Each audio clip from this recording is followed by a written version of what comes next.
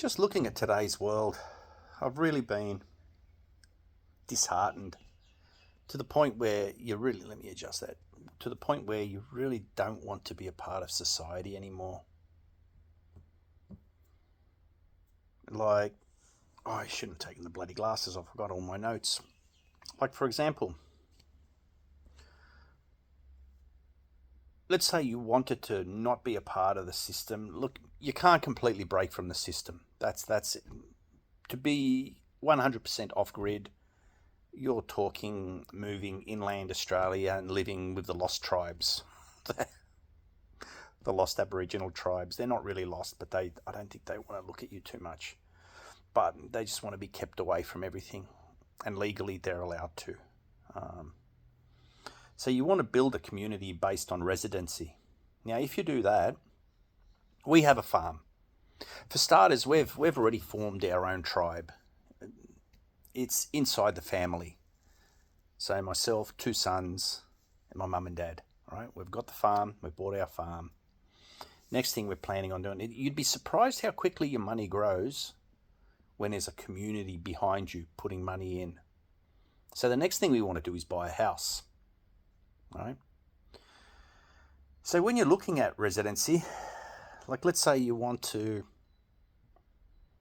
buy a farm, right? Put more people onto it. You would be looking to maintain your workplace. You'd be looking at living closer to a city. We opted out of that because if shit really hits the fan, the further away from the city you are, inside of a little community still, the better off you are. Now, we live a fair bit out of the city. On the farm we're at, the farmers around us and other people similar to us, very tightly knit community. So that's a good thing, right? So that's the choice we had. But if we moved 100% to that farm, we wouldn't be able to work normal jobs and that. So that's the downside of it. Now, if you're looking at buying a farm and being a resident on it, you'd obviously have to get closer to the city. That means a few things. That means if shit really hits the fan, you're going to have more orders. All right, you're going to have people entering your farm, stealing, thieving. Closer you are to the cities, the more shit you'll get. Not only that, but the cost of the farm here in Australia is going to be phenomenal. If the closer you are to a major centre, the cost of your farm goes up a fair bit. All right. We've also opted. Now, what we want to direct towards, I want to start directing towards looking for people. But also, if they live on the farm, the money they put into the farm for a rent won't be a rent. It'll be a purchasing system where they own it. You're going to have paperwork. Now, they're going to own that chunk of the farm. All right? As much as they put in. At the time, you work out how much they've bought into. Right? So they've bought into the farm. Let's say the farm's valued $1 million, right? They've bought into $1 million. But let's say next year, it goes up to $10 million. They've still bought into $1 million. The money that goes in, they take out a little chunk of that. All right? It's got to get worked out fairly. Still a lot thinking to be done on it, but it's got to get worked out fairly. You know, because the way we're living at the moment is an absolute sham. You know? Base it on, I do bees.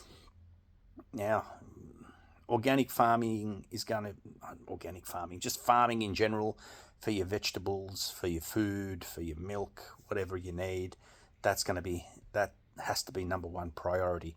I want to work on bees, getting bees up to the standard where they will be a method of work, you know, so I enjoy bees, you know, and people pay big money for real honey because, again, most of the shit you eat out of the shopping centres, even out of the organic shops, isn't real honey, all right? What else have I got written on? Now, you're going to have to work a certain system if you don't match up with new members. You've got to have to meet people, become their friends, become close to them, because there's no guarantee You're going to move them onto the farm and you just don't sink in, and then it's just a shit fight. But then obviously you'll have a system where you can pay them back the monies they've paid into it. All right, their bit of ownership. That will be about the way we've got it set up. It's family only at the moment. I want to increase it beyond that point. Right? Even it'd be easier if the people that want to join your group had a bit of money and they could buy a farm next to you and make a farming group. Now, there was an example of that in northwestern USA, Washington State. Can't remember the name of the place, but that's the sort of community they set up for themselves, and they've done a bloody good job of it. But yeah, so that's you got to work out what your farm's going to be. Is it going to be a tribe, a group? Do you want to start a village? Do you want to make a retreat? One I really like is an entrepreneurial group, where people come up with ideas and attack them. Because one of the big things I find in today's society, a lot of people come up with good ideas, but what they don't do, they don't act upon it and actually make them happen. So there's a lot of successful people out there that could be successful, I should say, but never reach that point because they don't act.